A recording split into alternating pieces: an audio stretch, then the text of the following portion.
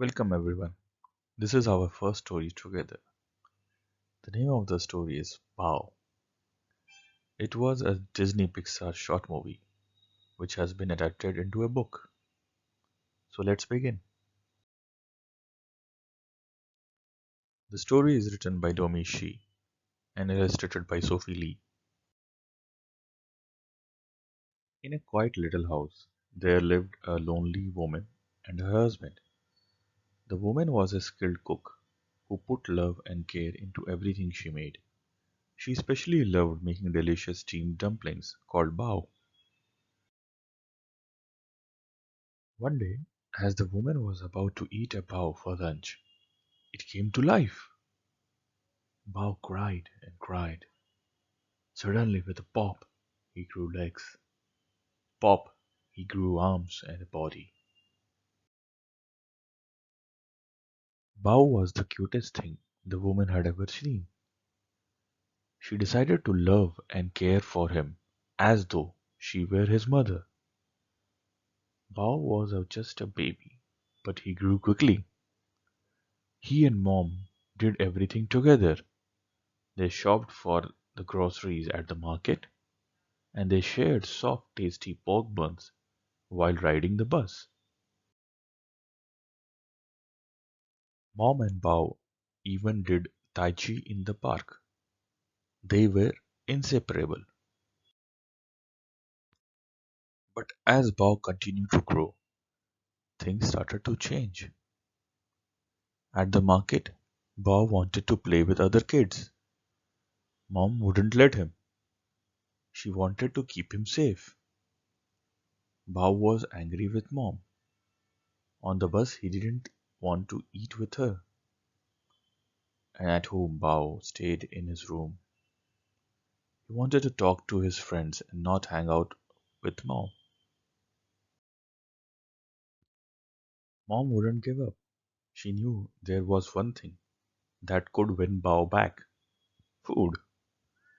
She made all his favorite dishes: spicy tofu, steamed fish, bok choy, sliced beef, green beans, and cucumber salad. Mom poured love into each and every one.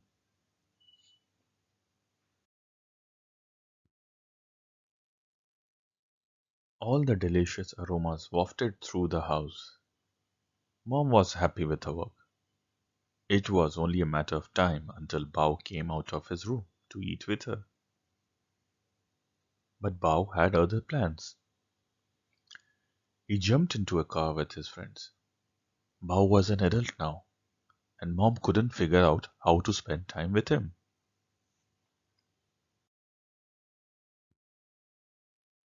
One day, Mom opened the door to discover Bao was getting married. Bao was ready to move out of the house. He packed his suitcase and said goodbye to Mom. She didn't want him to leave. She begged, pleaded, and pulled. Nothing would get him to stay. Mom was at her wits' end, angry and frustrated. She popped Bao into her mouth and gulped. When she realized what she had done, she cried and cried until she woke up in her bedroom. It had all been a dream. She was still sad when suddenly a door opened and a shadow appeared on her wall.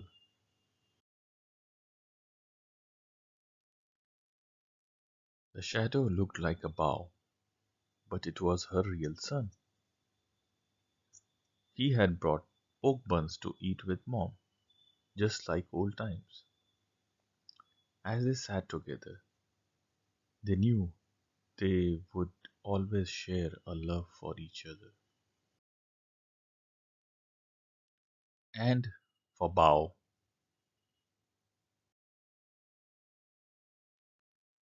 that's it. The story ends.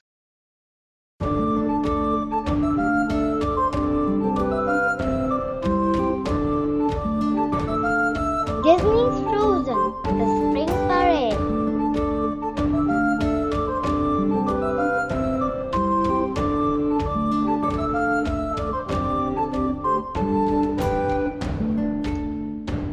Written by Megan Elnetsky, illustrated by the Disney Storybook art team.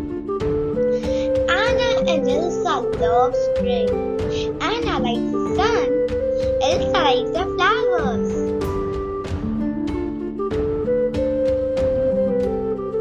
Elsa remembers the spring parade held when they were young. She rode the pony. Anna thinks about that parade too.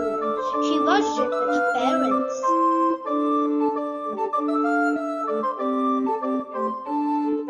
Elsa wants to have the parade this year.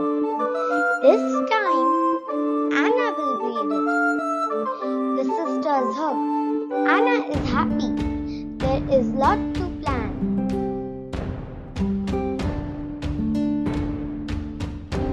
Anna needs something special to wear.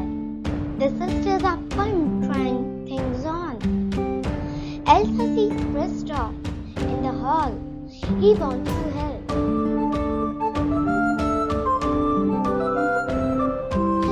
The friends start planning the parade.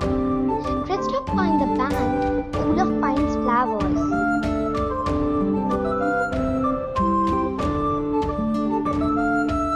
The parade will end with a ball. Anna makes special creams.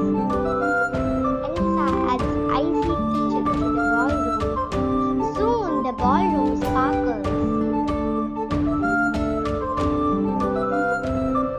There is still one thing left to do. Anna needs to find a horse to ride. Anna and Elsa go to the barn. Anna sees Elsa's pony. He is too old to ride. Anna sees a horse. The horse is pretty. She has a long tail. The horse walks to Anna. The horse trips and falls into a pond. Anna sees a nice brown horse. He looks strong. He can carry Anna. Olaf greets the house. The horse is scared. He runs away.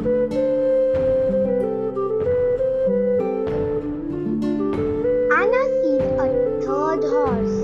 The horse tries to eat Olaf's nose. Anna is sad. She still needs a horse for the parade.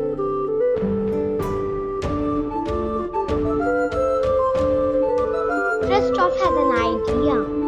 He knows someone who can help Anna. Kristoff wants Sven to lead the parade. Anna agrees. Sven is perfect.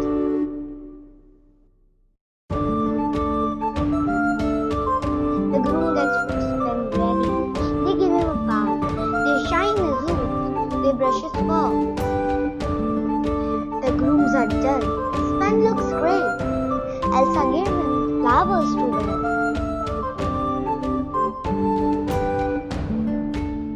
It's time for the parade.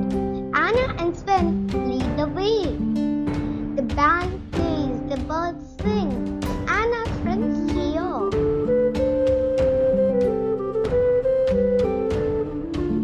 Anna and Elsa walk back to the castle. It is time for the ball. The sisters are happy. The parade was even better than they had hoped. Anna and Elsa hug Sven. Sven saves the parade. 3 cheers for Sven.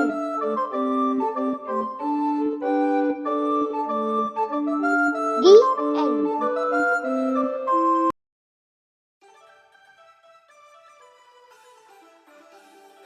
Disney's Mulan. I Am Mulan by Courtney Carbon, illustrated by Alan Batson. I am Mulan.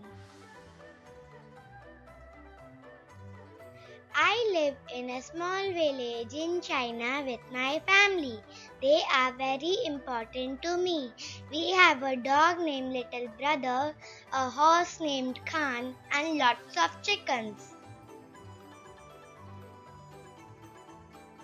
I really like helping others. If someone needs a hand, I'm always the first to run to the rescue. Wherever I go, a cricket named Cricky comes along with me. He was a special gift from my grandmother. Growing up though, I felt a lot of pressure to fit in. I knew in my heart that I had to follow my own path. I wanted a life of action and adventure and to protect the ones I love.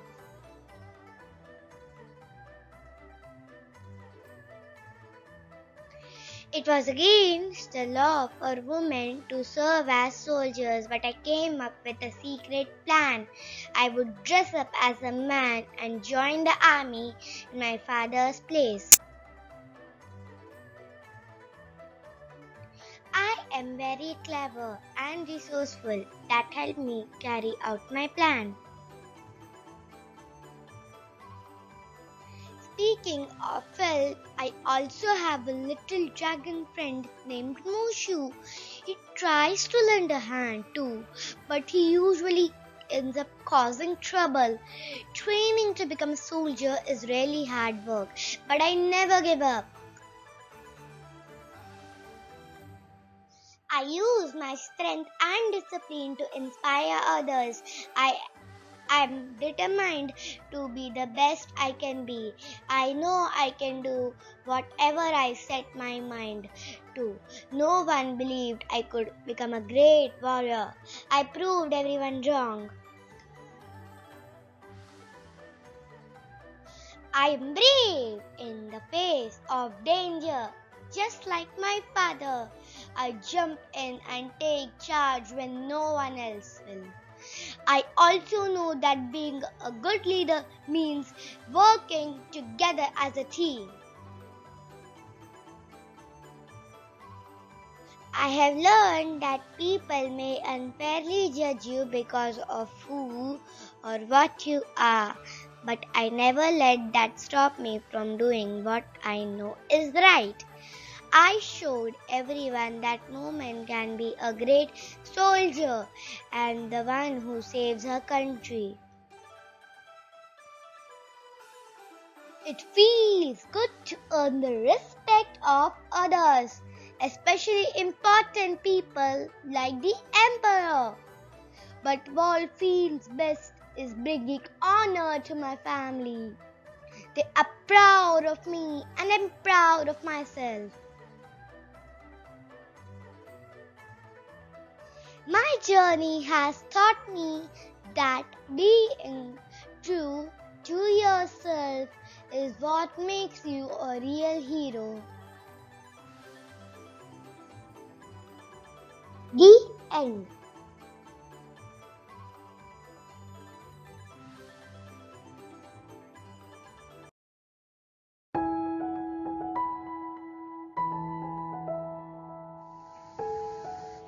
I am a bird.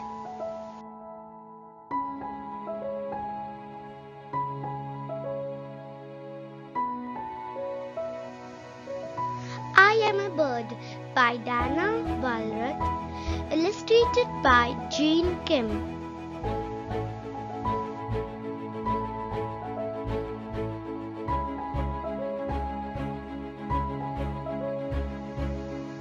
I am a bird, I fly.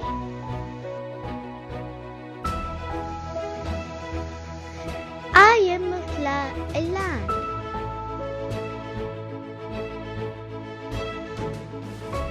I am land, I stretch to the sea.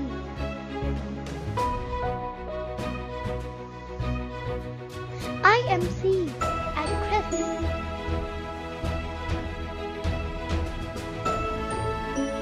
I am crest. I want. I'm born old shoe in sand. I'm stand, I stick. I'm stick, I float. I'm afloat on fisherman's line.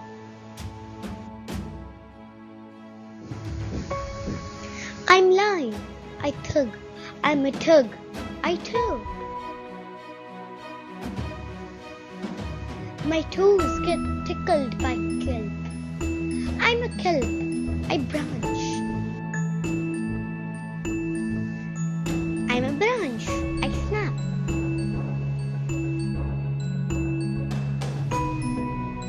I'm the snap of a crab's sharp claw. I'm a claw. I burrow. I'm a burrow. I wham. I wham my hand with my wings. Flap. Fly. Float. High. Snap. Tickle and sway. I'm a bird. I glide into my arms open wide.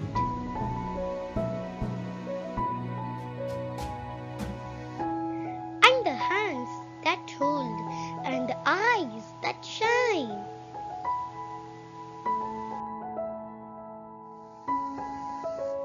But it's you and it's me and the sea.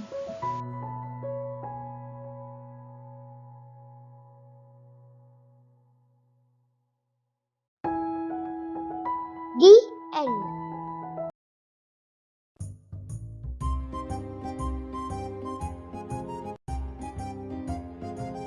Hello friends and welcome to our YouTube channel.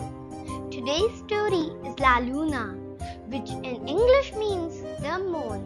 It was a short Disney Pixar movie about a boy and the moon. I love this story and hope you like it too. Written by Enrico Casarosa. One quite starry night, a boy set out to sea in a little boat called La Luna.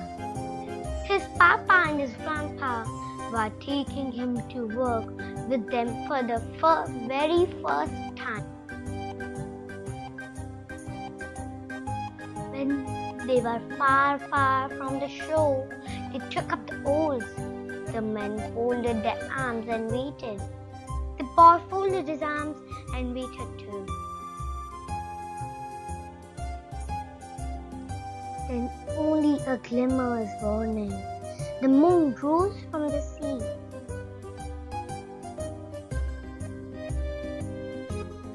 The boy had never seen such a moon, so big and round and bright. The boy's papa passed him an anchor. Then he raised a rudder up to the sky. "Climb," he said.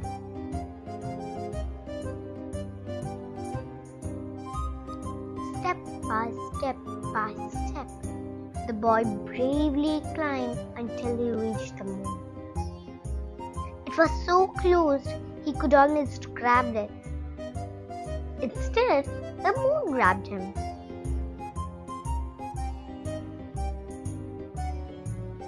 Thump! He landed. He opened his eyes and saw stars. They covered the moon like pebbles on a beach, each one glowing with its own soft light. The boy turned to cast off the anchor, but the sea was high above him now. La Luna floated on its upside-down waves. So he anchored the boat to the moon instead. Whoosh! Suddenly a star dropped off from the sky, landing right next to the boy. Carefully, he touched it. Bing! The star sang back. What magnificent things these stars were! So bright, they lit up the whole moon.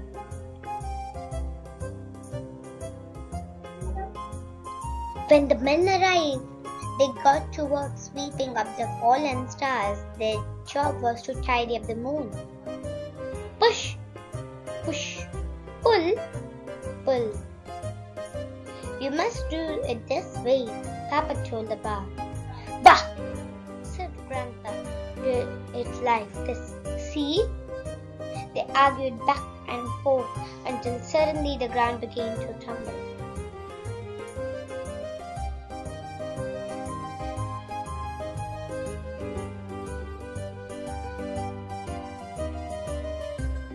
A massive star crushed into the moon, and there it stuck. "We must pull it down," declared Papa. "No, you must get up," argued Grandpa.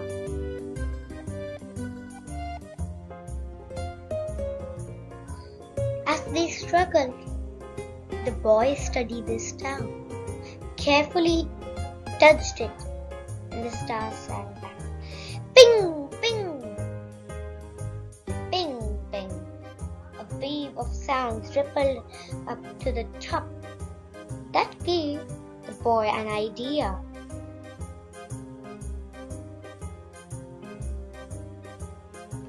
He scampered up the star and with a little hammer, he gave it a tiny tap.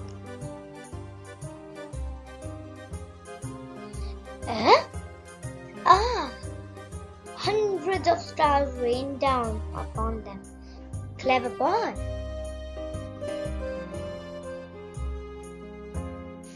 The three worked together to sweep the stars, each in his own way. And in no time, all the work was done. Soon, it was time to go home. They pulled down the anchor and paused to take the one last look at the moon. For once, Papa and Grandpa both agreed. "Good job," they said. "Good job, son."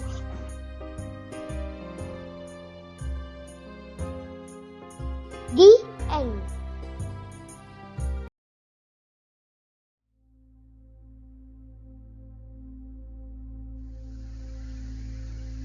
Disney's Moana.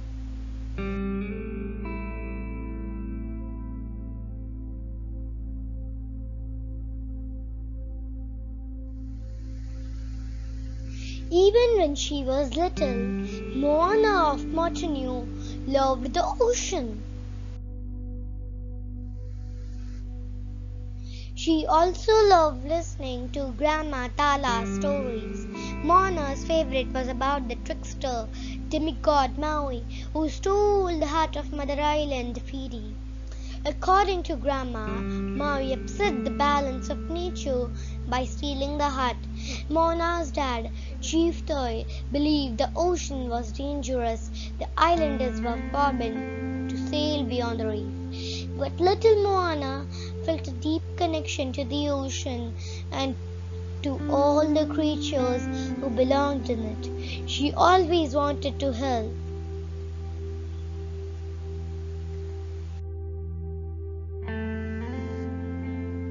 And the ocean noticed.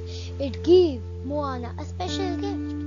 When Chief Toy picked up Moana, she dropped the gift.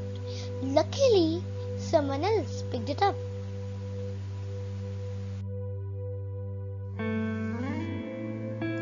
It was Grandma Tala.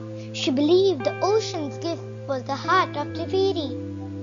As she grew, Moana worked hard to help lead her people and follow her father's roots. But when Moana turned 16, Grandma Tala took her aside. "It's time to learn who were you meant to be," Grandma said. She led Moana to a hidden cave full of ancient canoes. When Moana started drumming, bam, bam, bam, she could feel the spirits of her ancestors. They were wayfinders, voyagers on the ocean.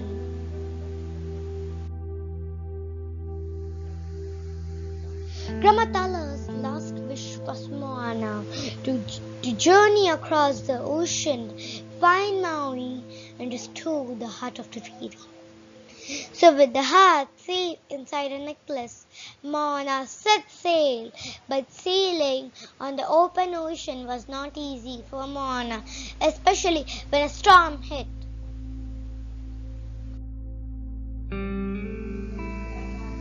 Moana and her boat washed up on a faraway island where she met Maui, the demigod. He was not what Moana expected.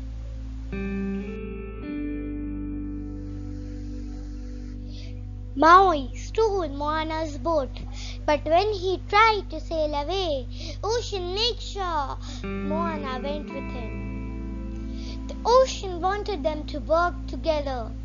Maui promised to help return the heart of Te Firi, only if Moana helped him find his magic fish hook. First, they had to pass the Kokomora, an army of wild coconut-clad bandits.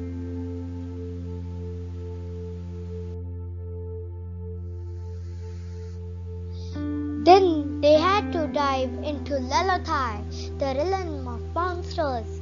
Thinking fast, Moana tricked Tamatoa, a crab monster, and she and Moana retrieved the missing fish hook.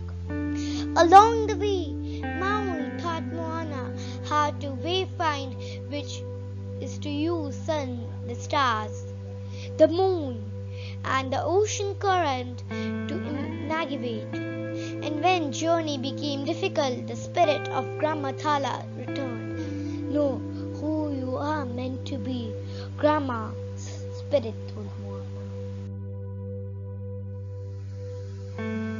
When Moana and Maui finally reached Te Firi, the mother island was gone. Instead, there was a lava monster named Pika. Maui and Moana tried everything, but they could not defeat Pika. Then Moana had an idea.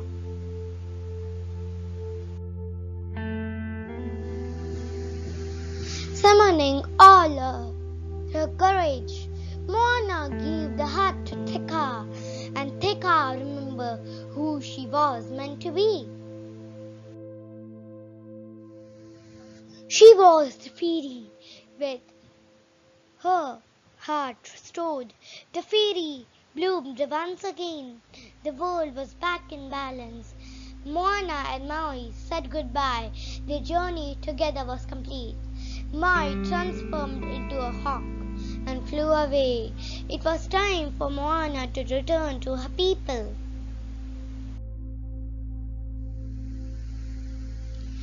The young girl from Matanu now knew exactly who she was meant to be. She was Roro, a leader and a wayfinder. She was Moana.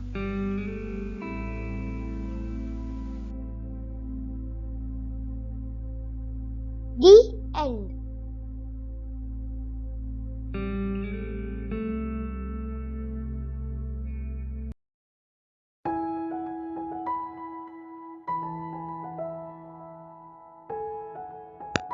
Not Norman, a Goldfish Story.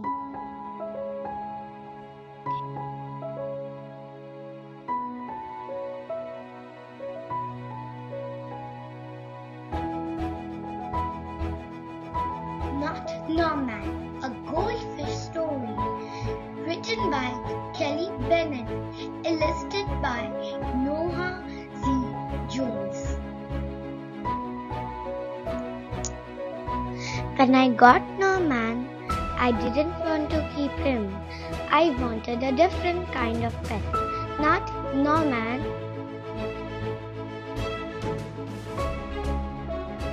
I wanted a pet who could run and catch, or one who could climb trees and chase strings, a soft furry pet to sleep in bed at night. Not Norman. All Norman does is swim around and around and around and around, around and around.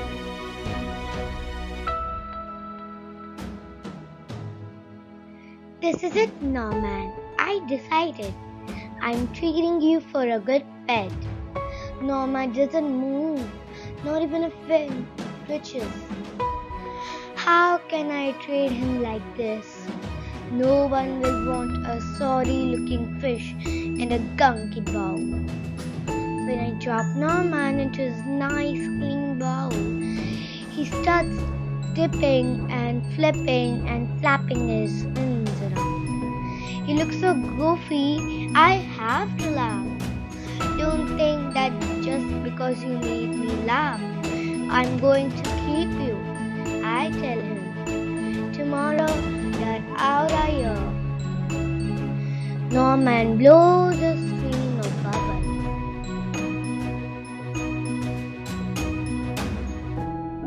The next day, I take Norman to school with me. If I talk him up really good during the show and tell, maybe someone will want him. On the way there, we see my friend Augustine. Augustine has a really cool dog and 7 puppies. Wanna swap one of your pups for Norman? I ask.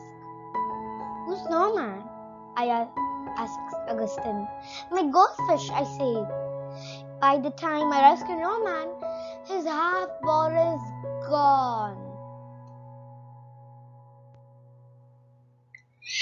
I'm sorry, I tell Norman when we get to school.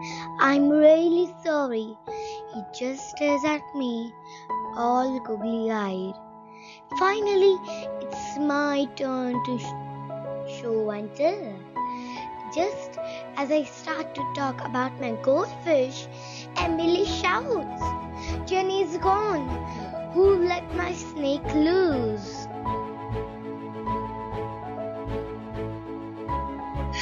Does anyone hear the story how I got Norman? Does anyone even ask to hold his bowl? No, they're all jumping and screaming and chasing the snake. Not Norman. He's looking right at me. Thanks for listening, I tell him. That afternoon, we go to my music lesson. As soon as it's over, I'm taking Norman back to the pet store. I take out my tuba and begin to play. Boom, boom, boom, ba, ba, ba, boo, boo, boo, boo, bee. I glance over at Norman. He's swing back and forth. Glue, glue, glue, glue. He mounts. Look, Norman, singing, I say. Pay attention, snaps Maestro, and try to play proper notes.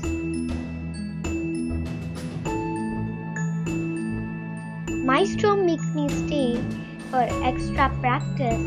By the time my lesson is over, it's too late to go to the pet store.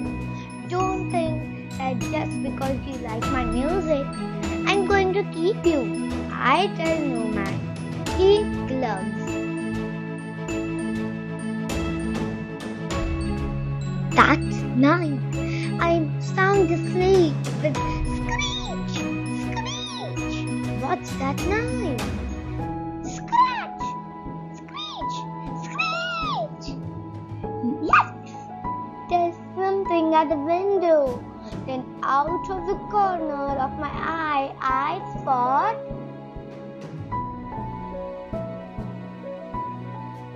Norman. He isn't scared. He isn't swimming around in circles either. He glugs and gives me a little wave. I'm not alone. Together, Norman and I slide open the curtains. It was just a broken tree branch. Thanks for watching out for me, Norman.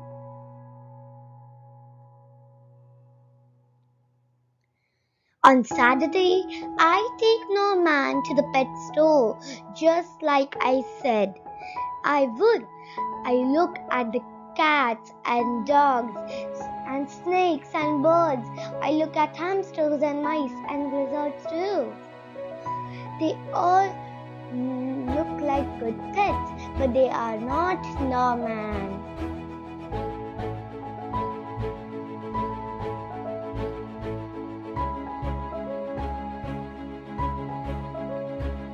The end.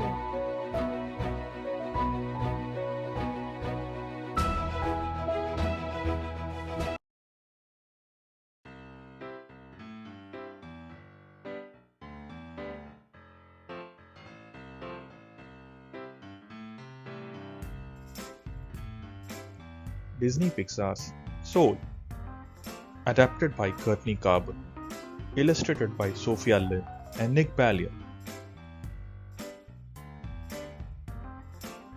Joe Gardner was a middle school band teacher, but his real dream was to become a professional jazz musician. He knew it was what he was born to do.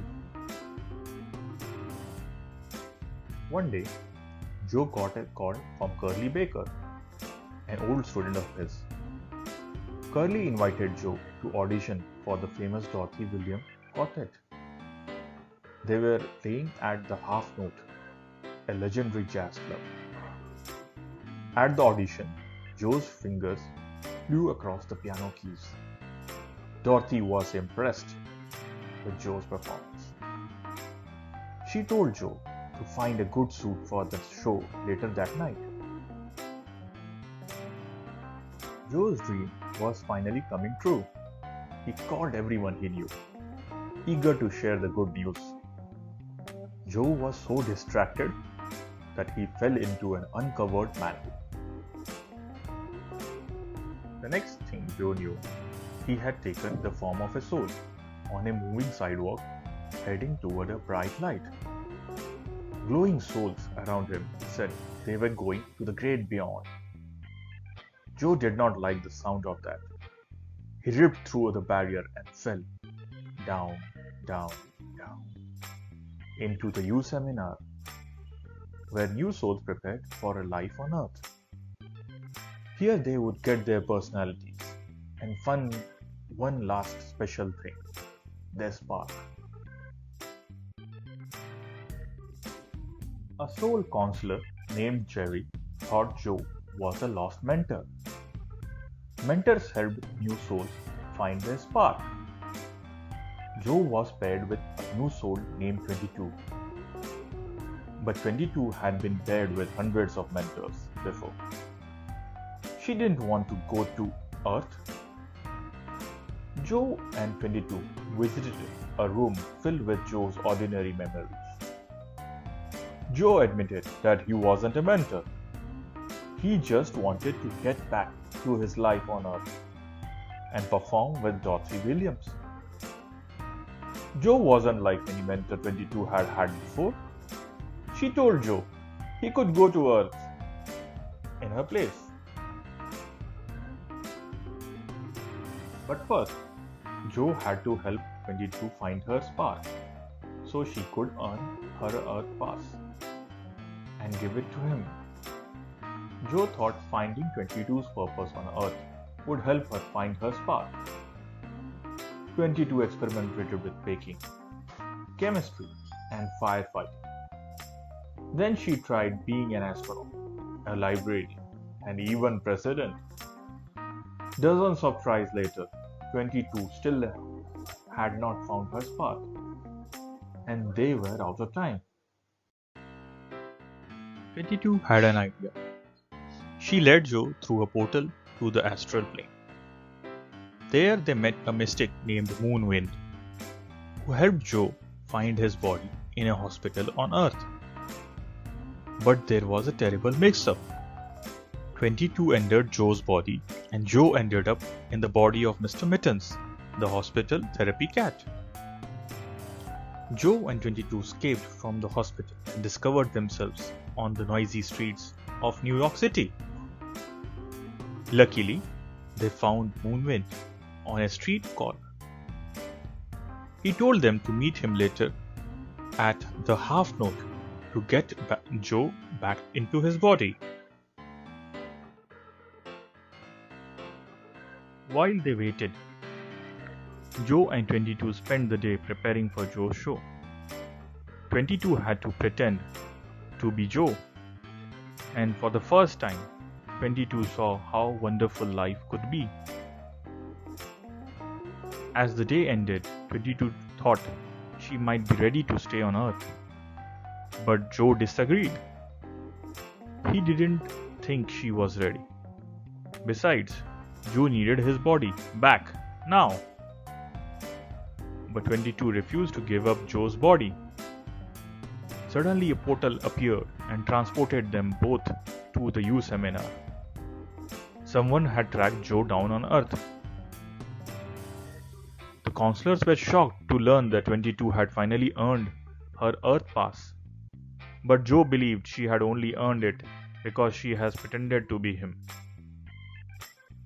22 gave Joe her Earth pass and disappeared.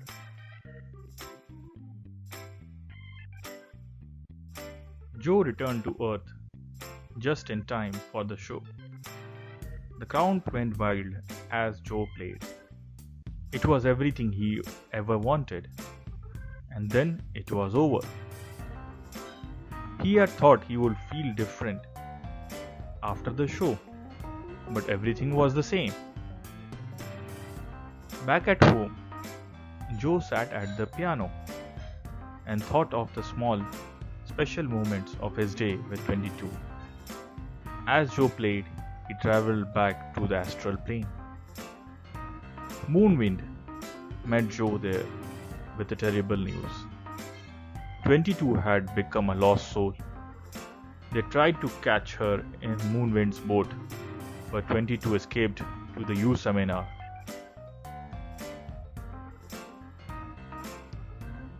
Joe chased 22 as she tore through the U seminar, leaving destruction in her wake.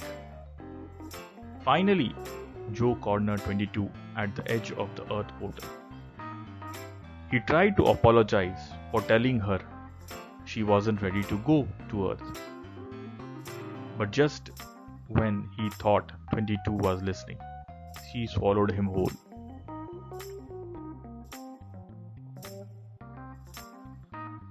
Inside the lost soul, Joe found the real 22, upset and scared.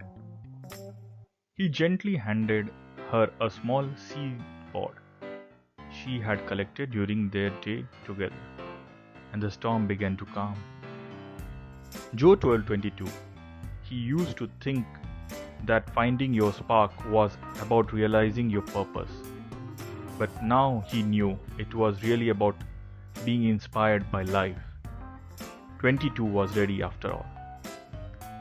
Joe gave the Earth pass to 22, and together the two friends jumped toward Earth. At the last moment, Joe was taken back to the great beyond, but 22 continued, eager to explore the world on her own.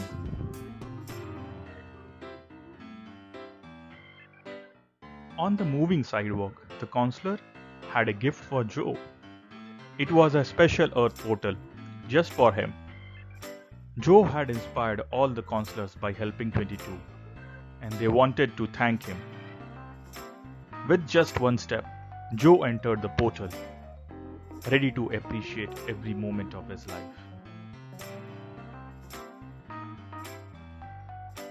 The end.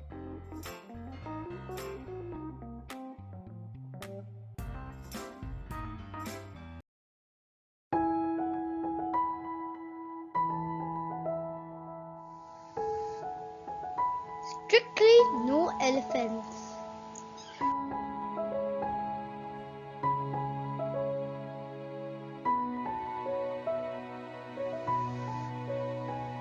The trouble with having a tiny elephant for a pet is that you never quite fit in. No one else has an elephant.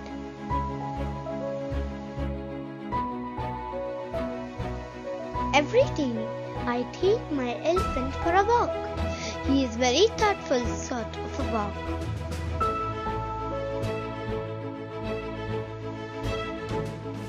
He doesn't like the cracks in the sidewalk much. I always go back and help him over. That's what my friends do, lift each other over the cracks. Today I'm walking my tiny elephant to number 17. It's a pet club day and everyone will be there. Come along, there's a good boy. I coax him the last few feet. It will be fine. When I look up, there's a sign on the door.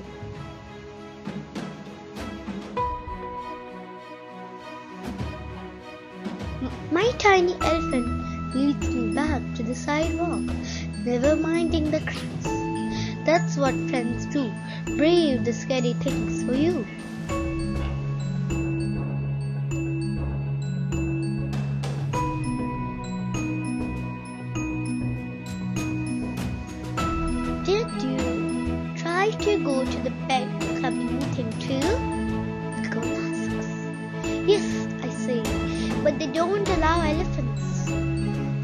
didn't mention circuits, the girl said, but they don't want us to play with them either.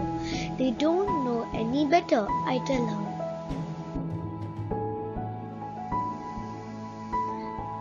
He doesn't stink, the girl adds. No, he doesn't, I agree. What if we start our own club?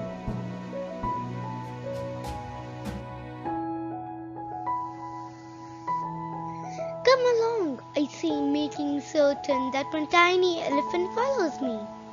Because that's what friends do.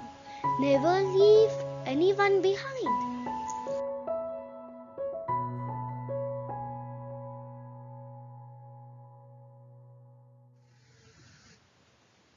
We can play here, one of our new friends says. So, we paint our own sign. My tiny elephant will give you directions if you need them.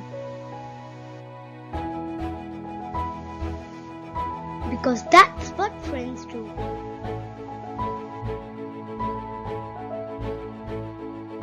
The end.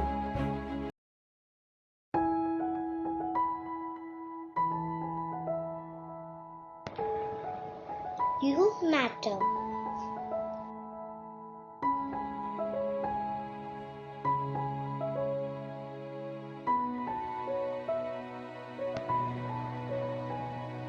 You Matter by Kristen Robinson.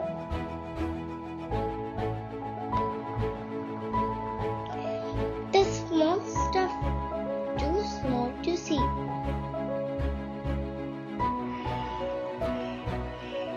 Those who swim with the tide and those who don't.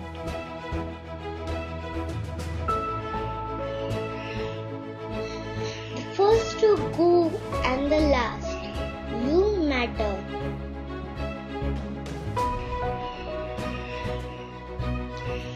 When everyone thinks you are a pest.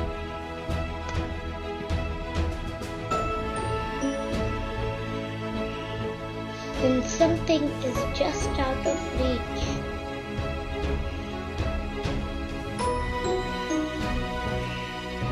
When everyone is too busy to help.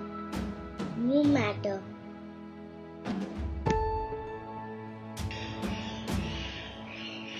If you fall down,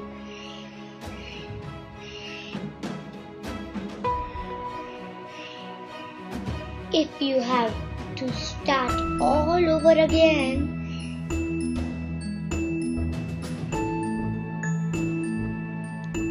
even if you're really gassy, you matter.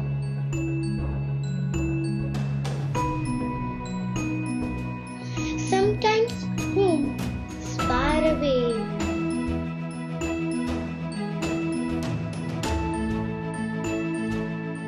Sometimes someone you love says goodbye.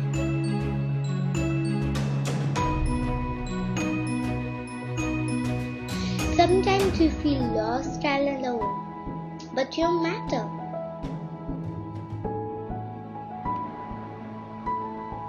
Old and young.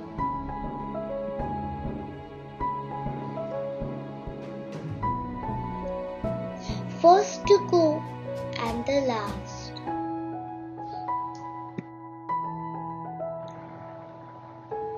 The small stuff, too small to see.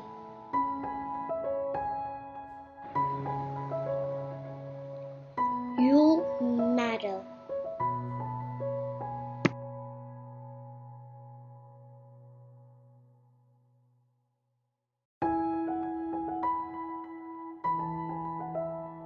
The end.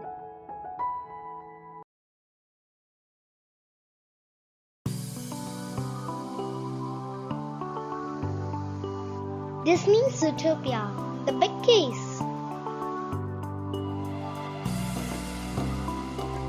Disney Zootopia The Big Case. Written by Bill Collins. Illustrated by Disney Storybook Art Team.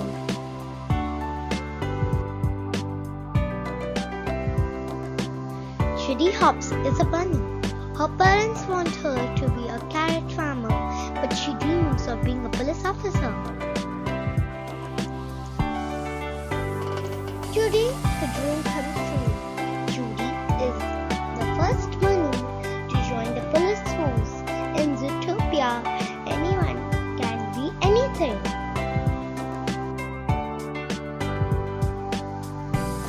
Judy moves from Bunny Burrow to the big city. The city is exciting and noisy. It's also very crowded, but everyone gets along. Judy will keep Zootopia safe. Judy reports for Judy. She wants to solve crimes, but her job is to write parking tickets.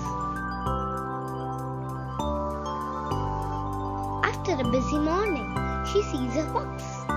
She thinks he looks sly. She follows him.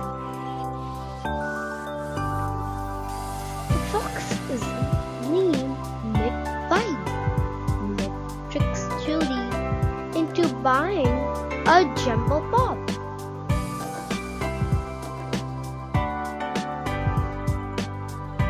Nick uses the jumbo pop to make little popsicles.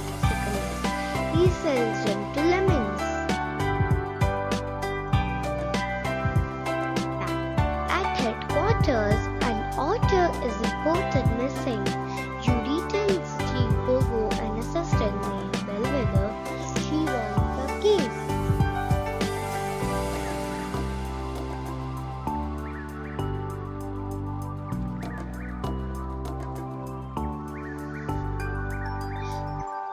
Nick and Judy visit a yak. He saw the otter in a car. He remembers the license plate number. Flash is a sloth. He can find out who owns the car. But Flash is very slow. It takes hours to get the information. The information leads to Machas the tracker. He's the driver who picked up the otter.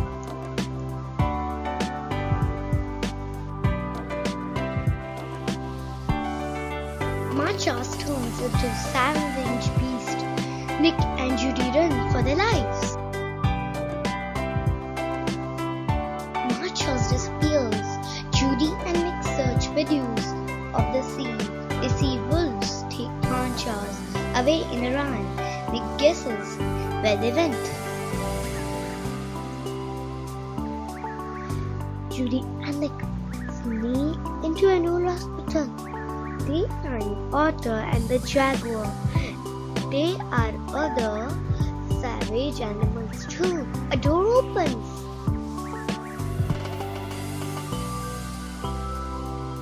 It is Mayor Lionheart. He knew where the savage animals were. A doctor tells him that stress turns animals into savage beasts. Lionheart does not want the city to panic. He will keep the animals locked up. Judy records Lionheart on the phone. Judy and Nick tell Chief Bogo that the missing animals are at the hospital. Mayor Lionheart is arrested for kidnapping animals. Bellwether becomes mayor. The animals in Zootopia are afraid. Who will turn savage next? Nobody gets along. Not even Judy and Nick. Judy quits the police force. Judy goes back to Bunny Burrow. Her dad tells her about night owls. They are flowers that can make animals go crazy. Someone was using them in Zootopia.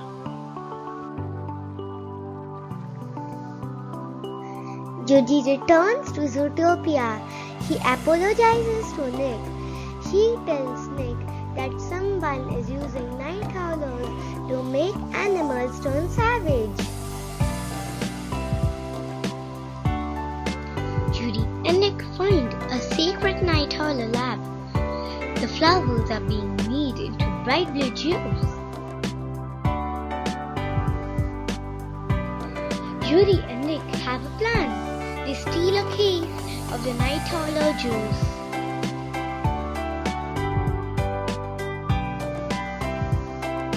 Nick and Judy hurry to the police station.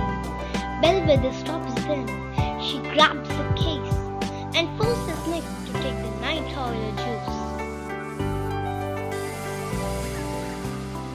Nick is turning savage.